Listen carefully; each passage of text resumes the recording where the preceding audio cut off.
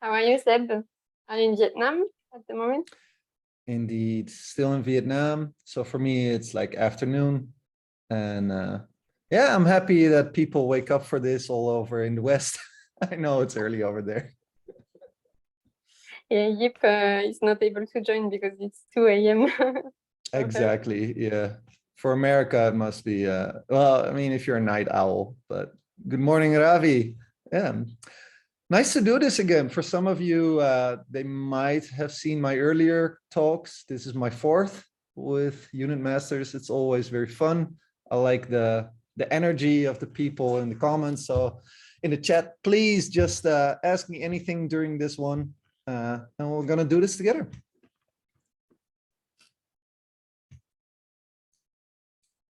Well, wait a moment. And Kelly, you can tell me when to start. Yeah,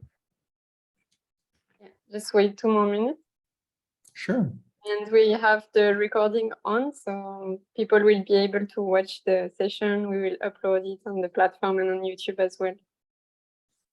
Yeah, actually, I haven't really looked yet, but I can imagine that this might be one of the first videos then where someone actually online with a group is creating a DAO. So it will be fun. It's always a little risky to do things live because you never know if all the products that I'm going to use will break down on me, but I have good faith. I think this will go fine. It will be fun. It will be fun, yeah.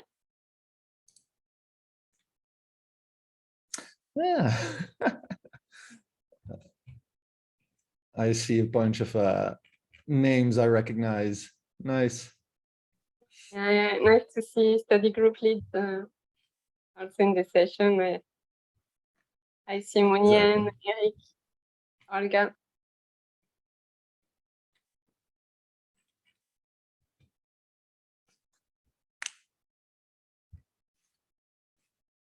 Okay, so yeah, we can kick off. Sure. To give a small intro about you, Zeb.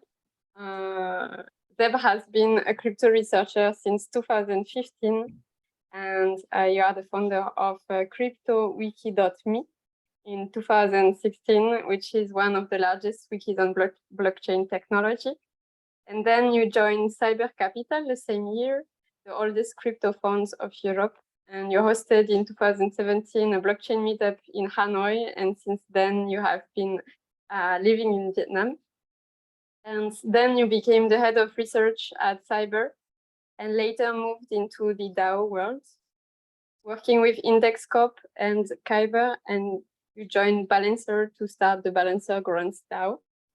And you are a consultant currently with Cyber Capital. You work on multiple DAOs and on starting the Game 7 Grants program.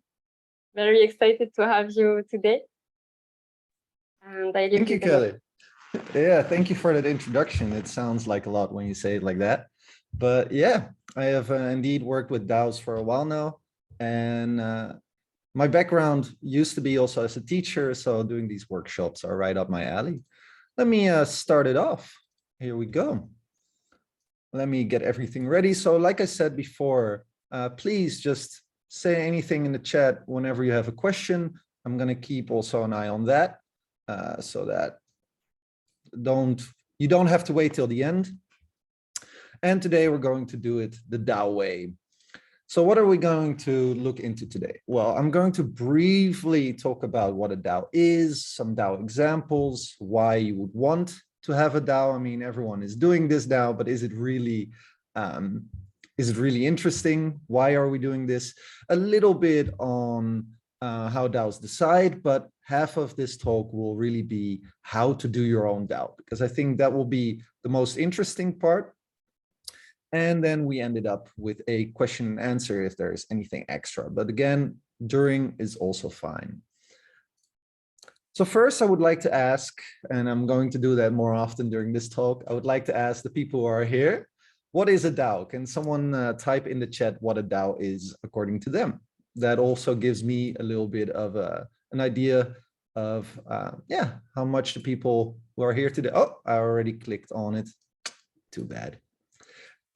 But still, I actually would like to ask what people think is a DAO to them. So we have the the abbreviation here, decentralized autonomous organization.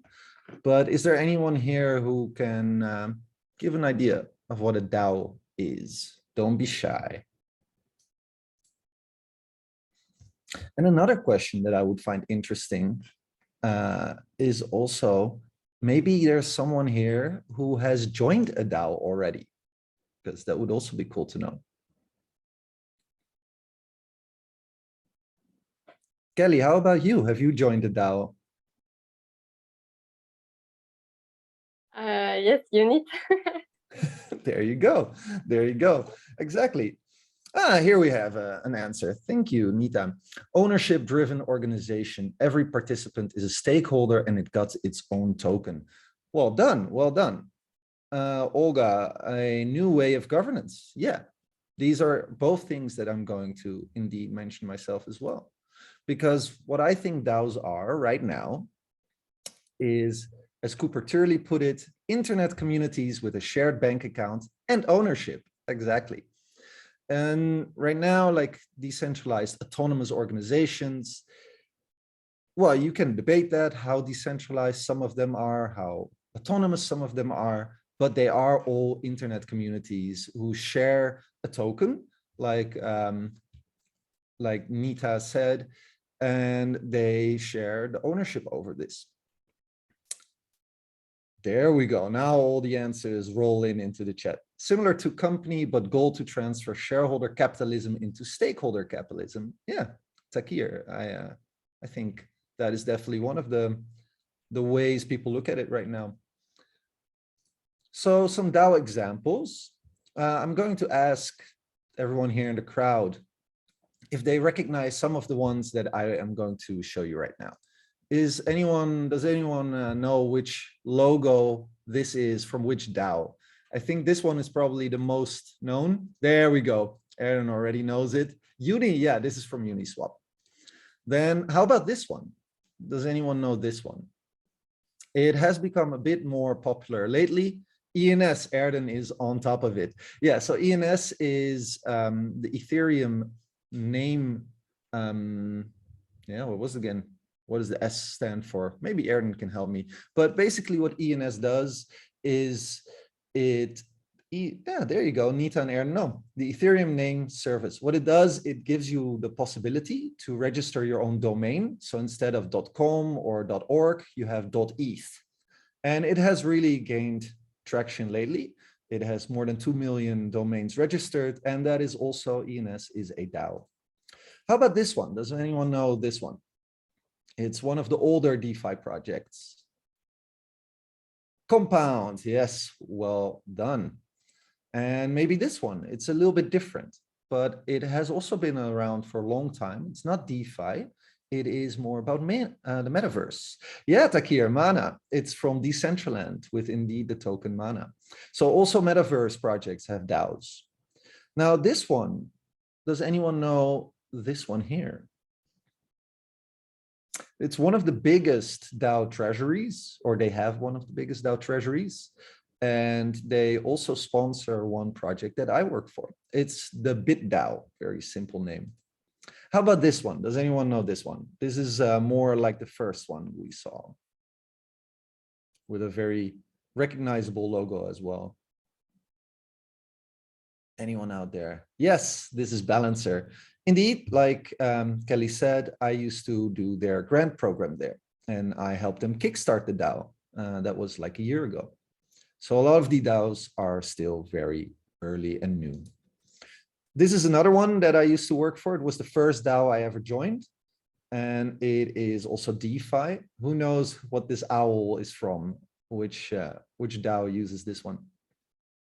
Let's see if anyone knows. It's a little less known in this chat today. It is from the Index Co-op. They create indexes and then they tokenize it. We have two more. This is a completely different one again, and I'm just curious if anyone knows over here. It is in the refi section, regenerative finance, and it is, let's see, anyone know?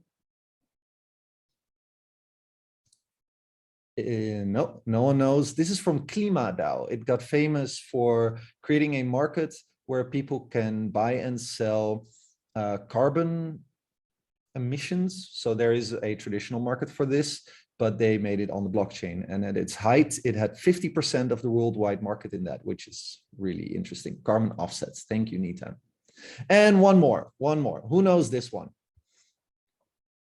I think someone here should know this one, because all the other ones I've shown are from Ethereum. They're on Ethereum based, but Ethereum is by far not the only place where DAOs live. You also have, exactly, here we go. A lot of people in the chat know it. This is from Polkadot, which is also the base layer where Unit of this talk of today, Unit Masters that hosts it, they build their parachain on top of Polkadot. So it's definitely not only in Ethereum. Okay, I got a crowd here that does know about a couple of DAOs. That's good to know. So why would you want to have a DAO? Can someone say that in the chat? Why would you like to have a DAO? What is the interesting thing about having a DAO? I already had, of course, earlier, like a new way of governance. I think that's also one that I find interesting myself. And maybe someone else here also has their own idea why DAOs, yeah, should be there. Why should we have DAOs in the first place? Let's see. And if no one has an idea, then of course, I should tell you. So here we go. We have ownership, combined ownership. Yeah, there we go. So that is clearly in the chat today, one of the things people find most interesting. So I would personally also add a global community. DAOs really are able to have people all over the world joining it. It's permissionless. It's open to anyone with an internet connection. You can join the community, and then I see that connection was cut. So does that mean anything for my talk as well, Kelly? Do we have to start over for the recording or not? Is still on, so don't worry. Okay, the recording is still on. The show goes on. All right. So I would say global community is quite interesting here with DAOs, since it really is open to anyone all over the world. It's really cross borders. Another thing is indeed the promise of ownership. I use promise because it doesn't always happen. It really depends on how you create your DAO and how it is distributed, the token and the ownership. But yes, I do think we have a chance here to create better distributed ownership. And the last one that I here share, but there are a lot of other ones, is experimenting. Since I personally feel that compared to traditional finance, where a lot of things are very strict and very rigid because it's been like that for so long, people don't experiment as much as in DAOs. And as we can see later on today in my talk, like with DAOs, anyone can create one, anyone can start one and do however what they feel is the right way of organizing a community. Eric, I see that you would like to have the slide presentation after the meeting. Yes, for sure. I am going to share that for sure. Let's continue. So I don't want to talk too much about this, but some of you might know what DYOR stands for. It's do your own research.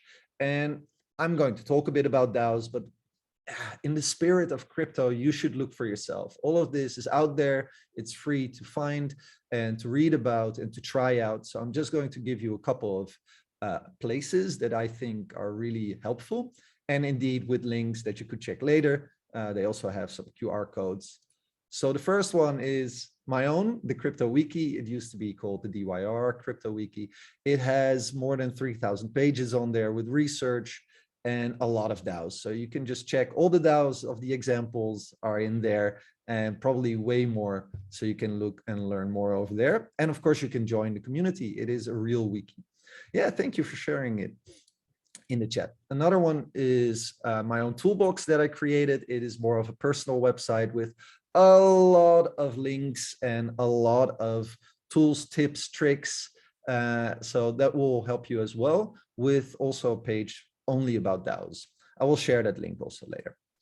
Then this is not mine, but I do think it's an interesting one. It's DeepDAO. Some of you might be familiar with CoinMarketCap or CoinGecko, which is really about price and all the different projects. And this is way more about DAOs and how much members they have, how much votes they do. It's a lot of statistics. So it's interesting. And let's say you find a new DAO and you're like, oh, that looks interesting. That looks cool. I want to see what they do. You could check here if it actually has real usage or if it's more DAO only in name. Then, of course, I've done talks in the past already for Unit. One here is on doing your own research. So you could check new DAOs and use the framework that I share in that talk.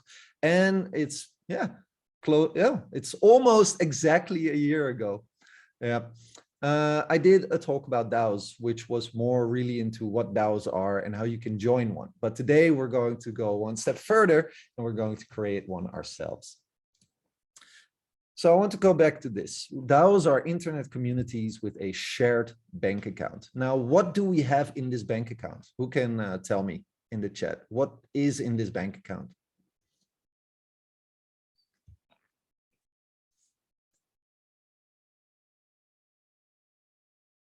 Because it barely is actual like fiat money. Almost almost. Yeah, exactly. Tokens, creator tokens. Exactly. So DAO tokens are a bit like DeFi tokens. Here you see a whole bunch that you might recognize. And these tokens, what are they used for? Can someone tell me that? What are these tokens used for? Within a DAO, but also in general. Let's see. There we go. Fran says to vote, buy and sell products, raising capital, governance, pay all transactions, reward contributors. Bam, here we go. Yes, the people listening definitely have a whole bunch of ideas about it as well. So yeah, voting within the DAO, people use it to vote. We'll talk about that in a moment more. Compensating contributors. Yes, indeed, to reward them, like also in the chat has been said. There's also revenue share. So some of these DAOs, they create products that create revenue, and then token holders can share in that revenue, just like a company with stocks. Not all DAOs do this. And some, they use their token to insure their contracts. So these DAOs, they live on blockchains, they use smart contracts. These smart contracts are used to create products. These products can have exploits or hacks or bugs. People could lose money. And some DAOs, they see this as also their responsibility to give a more secure way of interacting with their contracts, like Aave. And Aave, for instance, has a security module where they stake their own tokens. And if a hack happens, those tokens would be used to make whole the people who got affected by these hacks. And of course, speculation. Like a lot of people out there that listening now, but also in general, they just love to speculate and buy tokens because they think the price goes up. And also DAOs use these tokens, for instance, for yield farming. That is that they incentivize using their project, which brings, in my opinion, short-term attention and a short-term of TVL. That means total value locked, like people bringing money in.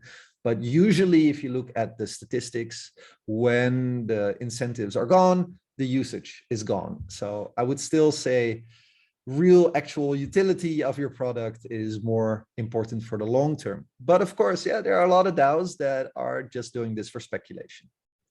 That also happens in a free market. Now, DAOs are internet communities with a shared bank account, but not only that, they also have ownership. So let's go into that a little bit more. How do DAOs decide? Well, we already heard it a little bit by voting. And well, how do they vote? They use these tokens. So we have what is called token governance, meaning DAO token holders voting with their tokens on chain, on the blockchain, on proposals.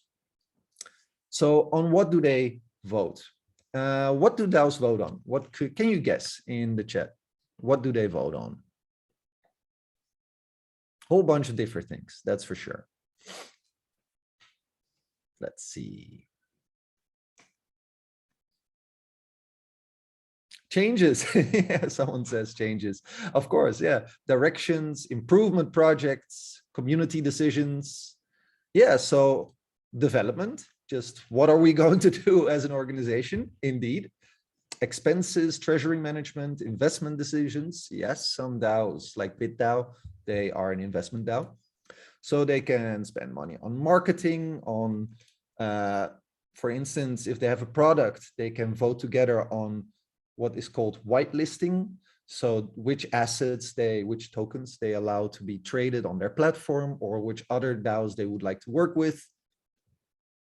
And also grants. So that's something like investment decisions, but then without expecting anything back, like the projects that I worked for. They give out grants to protocols, but people vote on that. And another thing is outside costs, and that can be anything. So it could be that the project needs an oracle for certain data and they have to pay for that on chain, or any other blockchain protocol that they're using, leveraging, and they have to pay fees for. The DAO can then together vote if they want to use these services. So why would you want on-chain governance? And I have some pros and cons. So one of the first pros to me is stakeholders are in power. And I do believe that if people who really invest, if they have a share in where the project is going to, probably they will choose things that are positive for the project, because otherwise their investment goes down. Another one is it's simply a easy mechanism that we have right now to align a global group that wasn't there before. So now you can all over the world, you don't have to come to a place, all over the world, people who just have a token, they can vote without any permissions. So it's an easy way of doing it. And I do think we will probably change in the next coming years. But there are also cons. So not everyone votes, which is called voter apathy. And I think this happens all over the world. This is just something that also happens in democracies. People are not always interested in voting, but this can slow down governance. And another one is wills, so big holders. They can move the vote. They can decide. Let's say you have 1,000 people in a DAO and one person has like more than half of all the tokens and they decide every vote, then the 999 other ones will soon not like it anymore, obviously. So you want to distribute your tokens as widely as possible to make DAO ownership actually fair and actually interesting, in my opinion. Okay. That was all the information, but now we're going to build our own DAO. So what do we need to build a DAO? What is the first thing that we need for a DAO? Can anyone guess? What is the first thing you need to have a decentralized autonomous organization? A mission, an idea. Yeah, I agree with that one. A need, people. There we go. Hanif, I agree there. We need people, but actually Erden and Olga are right. You need an idea first. However, that's not something that I can build, but yeah, a community with members we can create. Another thing is ownership. So, okay, you have people, but hey, this is going to be a DAO. So we're going to share ownership. Then for the ownership, we need a token because that's what we use in the blockchain world. And when we have people with a token, we want to be able to vote together. So we need a voting platform for that. And last but not least, you also have these contributors that are working together on this DAO, and you need some kind of tool to coordinate who should get what for their work. Now, all of these have tools nowadays that are easy to use for all of you, and we're going to go through them live. So for members, where to come together? Well, we're doing it here right now in Zoom, but most DAOs, they use something called Discord. And of course, also Telegram is used, Twitter, but Discord is the main one for organizations. And we are going to check that in a moment. Ownership. So we have to be able to share this ownership, and a tool that we can use for that is called Gnosis Safe. That gives you the tool of a multi-sig wallet, so that not one person owns it, but a multitude of people. I personally like CoinShift more. It has a nicer UI, but both are usable for this. And then we want to launch our token. There are a lot of ways to launch your token, but one of them is called Juicebox, which I really like, and we're going to use in a moment. And then for voting, we have things called snapshots. And we also have a place to discuss votes that is called discourse. It's like a forum. Snapshot is decently decentralized, so I like to use that one. And last but not least, the coordination tool is Coordinate. I love the name and I love this tool, and we're gonna use it together. I see a question here. Please kindly throw more light on ownership structure in terms of core team members, advisors, developers, and community and token allocation. All right, Eric, maybe we can do that one in the Q&A. And I can already tell you that the DYOR talk that I gave is really also about that. So I can do it a little bit later, but probably that one would be really good for you to check out. Let's start. So the first one is Discord. That is the only one that I'm going to do actually through the app on my computer instead of online. So let me quickly stop this share and start another one, but now with Discord.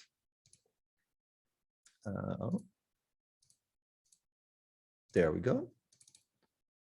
All right, so we see Discord in front of us, and here you have the people you could talk to, but this is what we want. These here are all different servers, with a lot of them being DAOs. Now, a lot of these I am a member of, some of them I am also, wait, I don't see the chat anymore. Let me get that one back. Yeah, some of them I am also a contributor to, but what we want to do is create our own, of course. So here we go, all the way to down, add a server. We're going to create my own. We're going to do a community because that's what this is about. DAO is about a community. And now we need a name. So tell me in the chat, what is this one being called? And in the meantime, I will create a logo. So let's see what names are going to be brought to the table today. I'm very curious what you come up with. Unitrial, I like that one actually. That's a good one. Yeah. All right, here you go. That's a screenshot of all of us together in here today. Unitrial. I mean, no one else has yet to come up with another one. We can do Unitrial. I'm fine with that. It is a trial today. That's for sure. So you do create and boom, there we are. That is basically it.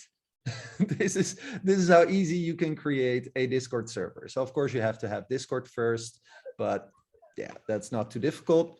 And here now you can invite your friends. So you click and you have a link.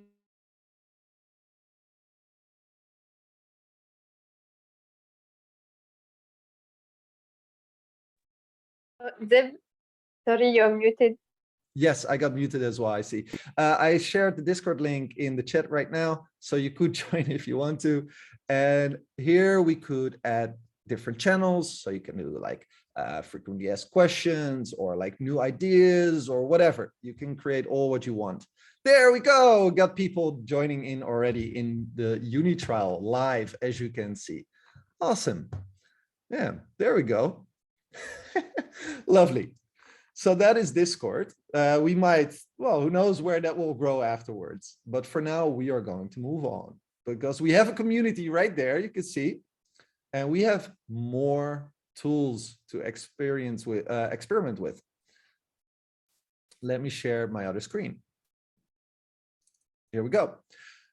So next one is ownership, a crypto address. Yeah, you need crypto, you need a wallet to interact with things in blockchain. That's how it is. So there are a lot of different wallets that you can choose from. Today, we're going to do Ethereum. And I personally would advise to try out a wallet like Tally or XDeFi because they are community owned and open source. However, I know that probably most of you know MetaMask and you're more familiar with that. So that's fine. As you can see, the little fox is over there in the corner already, and we will use MetaMask today. And my chat got gone again. All right. Now, after that, we want to have a multi-sig because we have a community, we got an address. Now we want to have an address together. So multi-sig ownership through CoinShift. And we're just going to go there. Yeah, we are going to sign up. Wait, let me make my screen a bit bigger so I see more, and a bit smaller. There we go. Sign up. And you just do connect through MetaMask. And here we go. So what are we going to build? We're going to build a DAO, of course. That's the whole point of today. And we know what it's going to be called, Uni Trial. Then we have, let's see, is that my address? Yes, my address is connected, so that's cool. But as a DAO, we want multiple addresses, because otherwise, hey, it's a centralized community and I don't want that. So we need to add one more. We're going to see, is there someone able to give me an address right now and also able to sign after? If not, it's fine, then I can do something else. But let's see if someone has an address. Then we create a multi-sig. Let's see. But otherwise, for time, I will show you something else, which will also be a lesson. Because, all right, cool. We have multiple. I can add a lot of addresses here if I want to. But what I could do is I could just do another account here and take that address and just add it in. Now, what is the lesson here? The lesson is that if there is a DAO with a multisig and they are like, oh, we have 10 people on our multisig, could be just one person with different addresses. So you have to take that in consideration. These DAOs might be lying to you. Yeah, we got an address here from Niraj. So there we go. Let's see. And we got another one. All right, I hope that they are able to sign as well. So we have 3 people here. All right, oh, this is going to take a while. Now we're going to proceed. Here we see the threshold. How many people should sign to be actually able to do things with our tokens in treasury? This is very important. You don't want one, because then it's not decentralized. You want multiple people to have a say about this, preferably as many as possible. Now, today, I think I'm going to do 2 for the test, because someone else has to sign, and that might take a while. So let's see. I will sign and someone else. Let's see.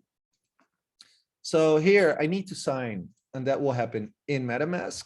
So I click sign, and now someone else has to sign. So go for it. Who, I see. This, of course,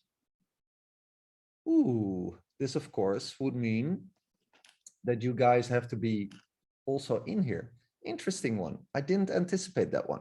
So I guess the way to do that would be to share this link, a bunch of stuff. Let's move on, because I see at the timer and we're having too much fun. Basically, after this, if the other people also are in tuned on the same page, you sign and verify. And then instead of sign, you spend a transaction to make the multisig real. This will cost right now, because the gas fees are low, only like $5 or whatever. So I would advise everyone who wants to create a DAO to do it in these weeks while gas costs are low, because when Ethereum was very congested, it could cost quite some money. All right, you have a multisig. What is next? We want a token. We want a token together, right? Otherwise, we don't have ownership. So we go to Juicebox here, and Juicebox, well, shows you that a banana can do it. So we should be able to as well.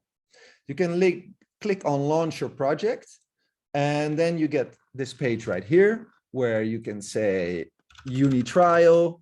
It's the Unit Masters DAO trial.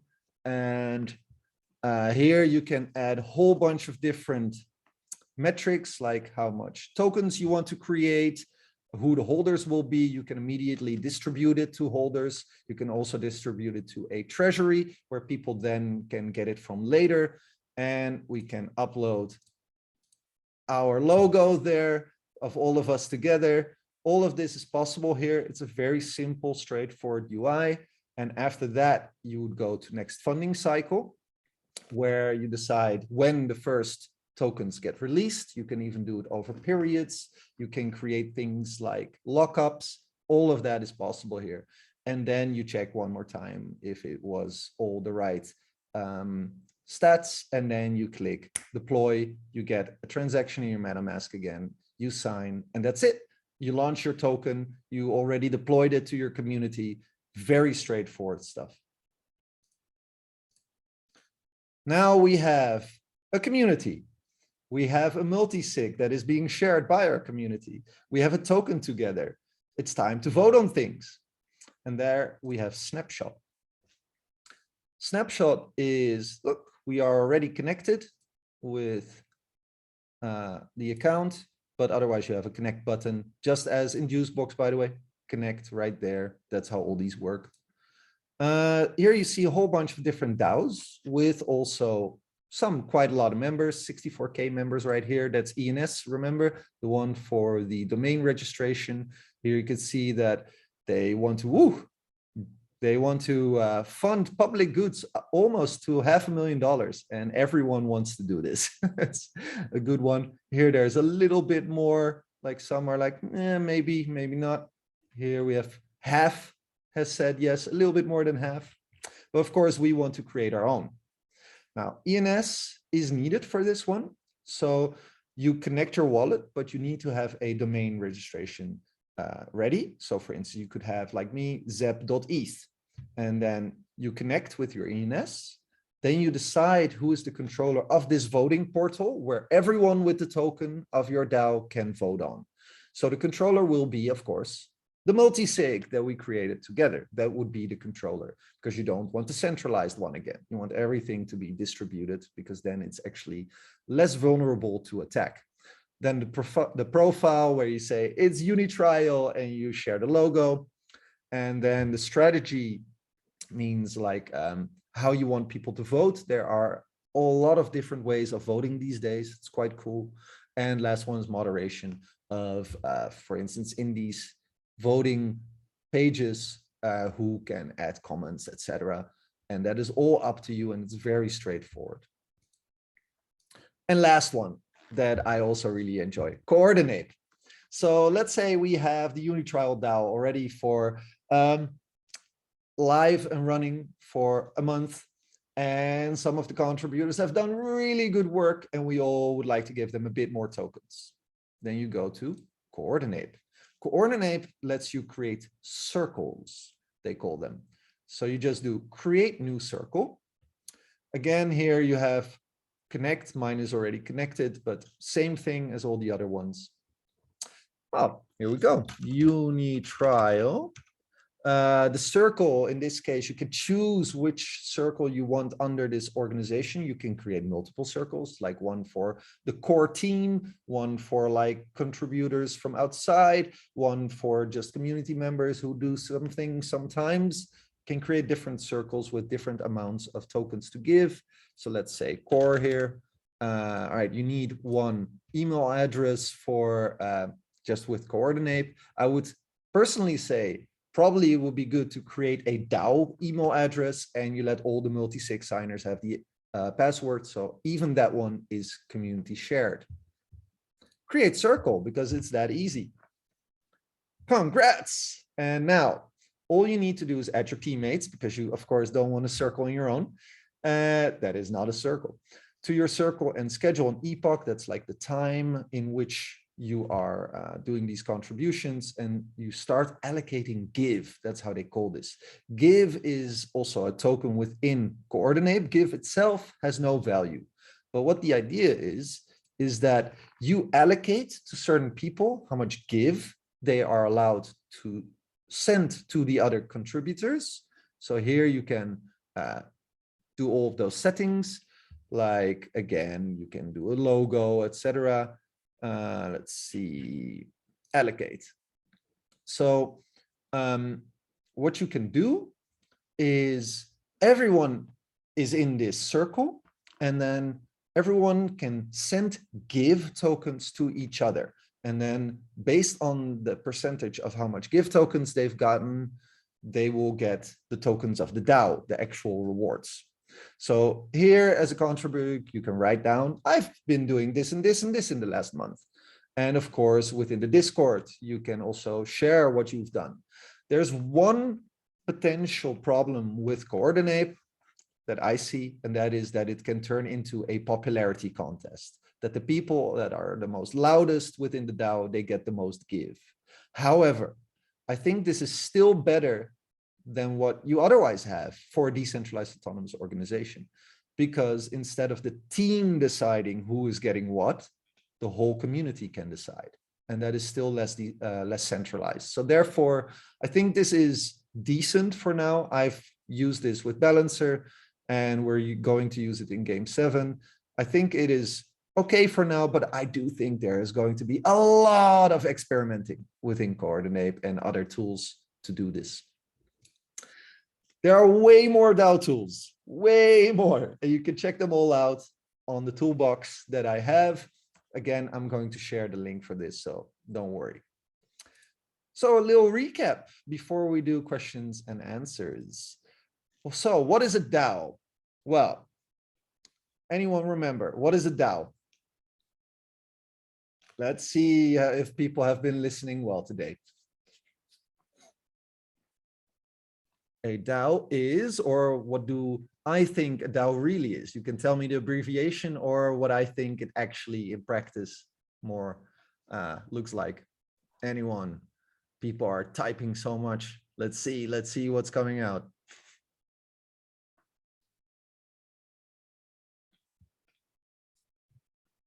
Community ownership, decentralized autonomous organization. Yes, a community on the internet with a shared bank account and ownership. That is what we try to share here with all these tools. Why would we want DAOs? Because they are global and they can give you ownership and experimenting. Don't forget that. We are allowed to do new things and also fail. And it's just, everything is possible here. Everyone can try. As you saw today, it's very easy to start this off. The tools that I showed you today, trust me, those are basically the building blocks all the big DAOs use. So there you go. Those are enough. How to do your own research on it? Well, the cryptowiki.me or the other links I will share more later. How do DAOs decide? By voting with tokens. And how can you create your DAO? Let's see if some people here remember one of the tools that I mentioned. Just tell me any of the tools that we've done in the last 15 minutes or so. And after that, we're going to go towards the Q&A. Discord, Juicebox, exactly. Exactly. Juicebox for token, launching Discord for the community. And we have Snapshot for voting, Coordinate. Yes, yes, yes, exactly. Well done, everyone. Everyone remembered them really well. So yeah, it's time for the Q&A. If people liked this today, well, here's also my Twitter. Like, I do share these kind of things sometimes. I'm not super active there though, but the real things that I'm really more active within DAOs, that's for sure. And of course, the Crypto Wiki, check it out to read a lot about other DAOs. Here is the exact link in the chat right now to the DAO page in the toolbox. And last but definitely not least, the link to the slides of today. So yeah, please write down your questions. I'm here, I got time. While other people are writing their questions, I can go into the question of Eric from earlier on, because he has been patiently waiting. So let me get the question right. Let's see here. Yeah, throw more light on ownership structure in terms of core team members, advisors, developers, and community and allocation of tokens. Exactly. So he's asking about token allocations, about the distribution of tokens. And I could say so many things about this. So let me say two things. Number one, what is common when it comes to token distribution? And number two, what I think would be good when it comes to token distribution. So number one, it is indeed very common that a project launches and immediately they have, like, let's say 100 million tokens, and they allocate certain parts of that, 10 million here, 50 million there, to certain groups, often indeed to the people who launch it, the founders, sometimes to advisors. Sometimes they have what is called a dev fund of 10% or whatever for continuous development, which in my mind is a bit the same as the founder allocation, but hey, they just want to have more tokens, I suppose. Then you have the community, which can be a lot of different things. It could be an airdrop that they just deploy tokens to a whole bunch of people. It could be with liquidity mining. It could be for contributions for new people joining the DAO, which I would be very much in favor of. Can be a lot of different things. Now, what I think about this is that for you guys to see token distributions and being like, is this fair or not? I think that most of the tokens should probably go towards the community or people who do contributions or use the project, because that will actually create fair ownership over the protocol. I do think a bit should go to a founder or their team, because otherwise they don't have an incentive to stay around. But yeah, my own like minimum is at least 51% of the supply should go to the community. Otherwise the team is just in charge and then they can decide. And then we don't have a decentralized project. You have a centralized project. You can check way more about this in the DYOR talk that I gave. All right, let's see other questions. Another one of Eric. How does one link all these toolboxes to a DAO creation on Unit Network? Good question. So Unit is going to be a token economy on top of Polkadot, a parachain. I don't know if they are going to be an EVM compatible one, which would mean that it's compatible with Ethereum tools. If that's the case, all of this will work there as well if they deploy it. But I think Unit is going to be more into token economy, so launching tokens. So they will basically give you a tool to do Juicebox, but then on Unit. But I'm not from the team, so who knows? Maybe I'm missing some points there. What are the main success factors of DAOs and fill factors? Good question. I would say the main success one, again, this is also being discussed within my talk about DAOs in general, so go check that one out way more in detail. But ownership has to really be shared. There are so many DAOs where it's just not really fairly distributed and people don't feel the need to stay around then. So yeah, you have a skewed distribution and people will not feel equal. Another one is for success is planning. So I love like the chaos of crypto. I love spontaneous chaos, but I do see that the DAOs that organize a bit more are more effective. So for instance, Synthetics has 3 different DAOs for 3 different parts of their protocol. And it's really advanced, I would say. They are really out there. Very interesting to look into. Fill factors, yeah, so I already mentioned not enough distribution. Another one would be that a lot of these DAOs, they pretend to be decentralized autonomous organizations, but actually it's just a team who have all the admin keys to change anything they want with products. That is, to me, you filled from the start then. So what I would love to see is deploying contracts of smart contracts, immutable, that they cannot change it anymore, and that you still have a treasury that can be voted upon by all token holders. That would be way more successful, in my opinion. What is the basis for coming up with the number of tokens? Good one. I don't think there's really any. There is one thing that you can keep in mind, and that is called unit bias. That means that people think that if there's like, let's say 5 billion tokens and they see that one token is less than a cent, then they're like, oh, this is cheap. It's still cheap.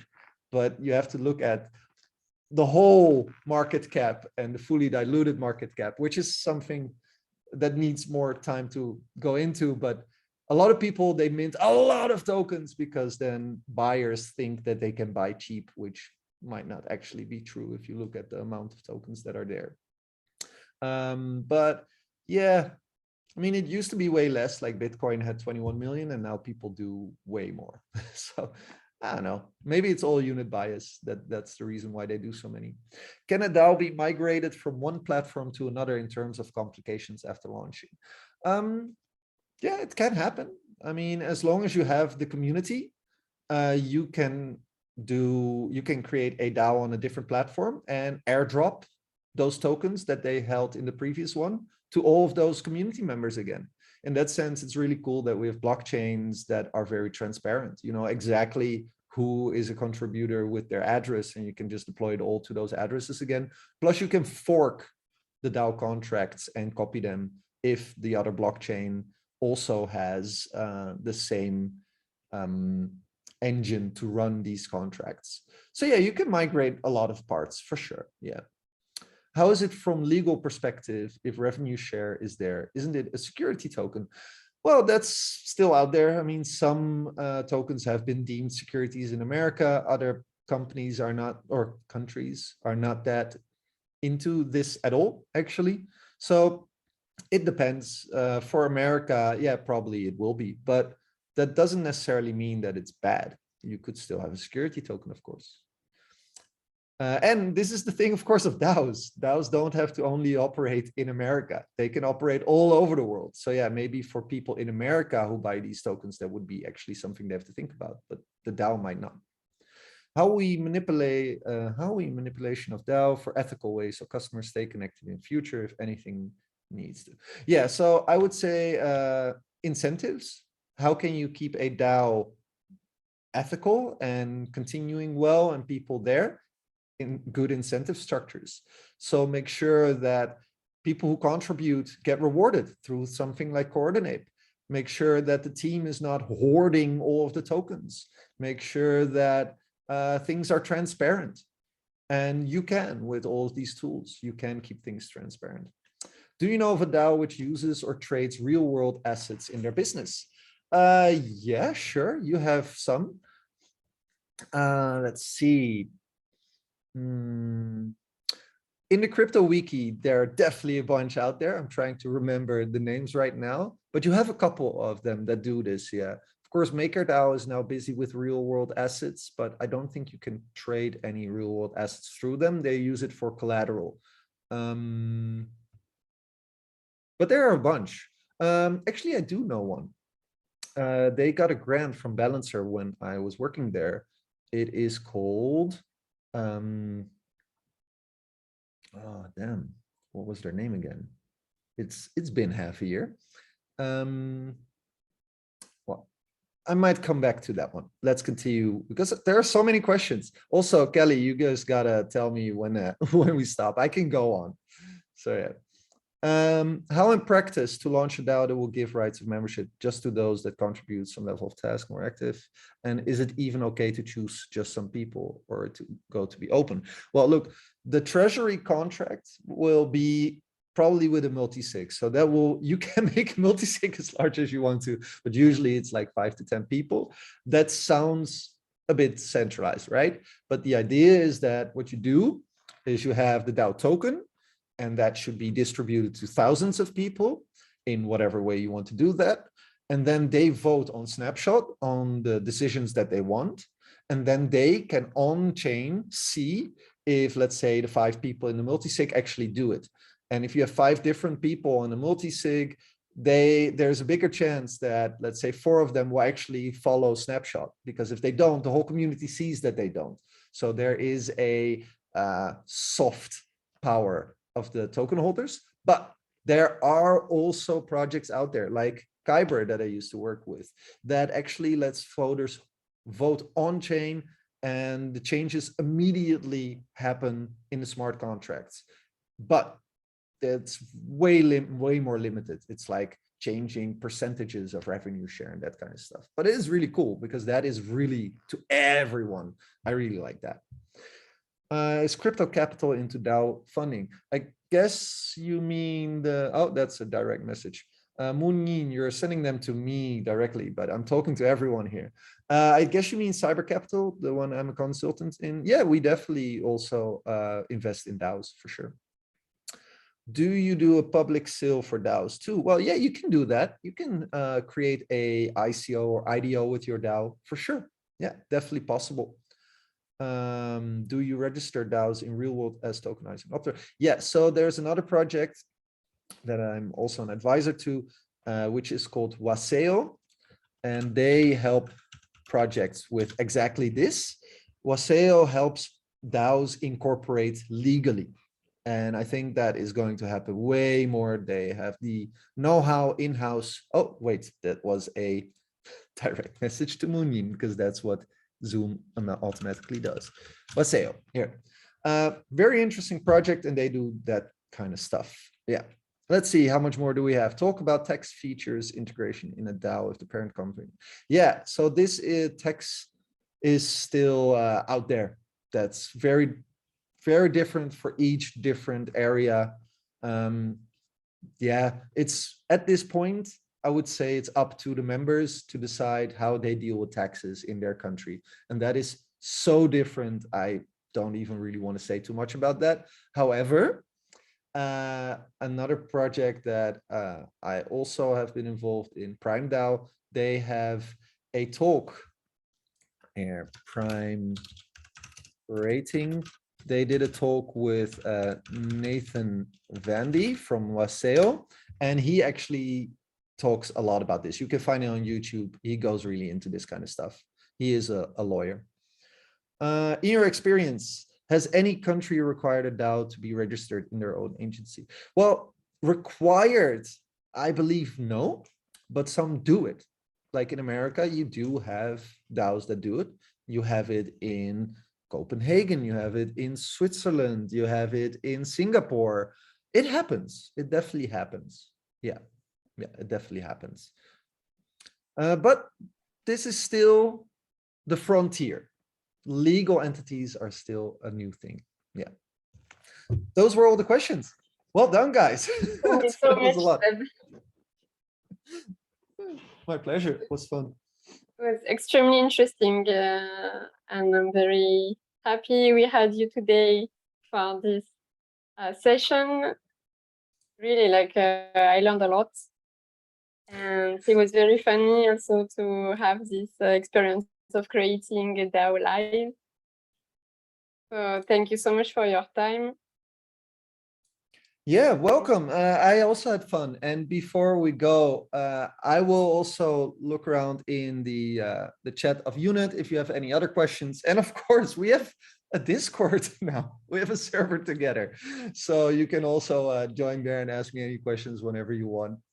It's all, yeah, sure. Let's have a picture. Yeah, I already took one earlier, but we can take one more and say goodbye together. I'm down with that. Maybe Kelly, do you know how to take a screenshot? Yeah, we'll do. I can do it. All right, everyone. Smile. There you go. It's in the Discord. Done. Okay. Thank you so much, everyone, for attending. And I wish you a good weekend. Have a good Friday. Bye-bye. Yeah. See you on See you next Telegram. time. Yeah.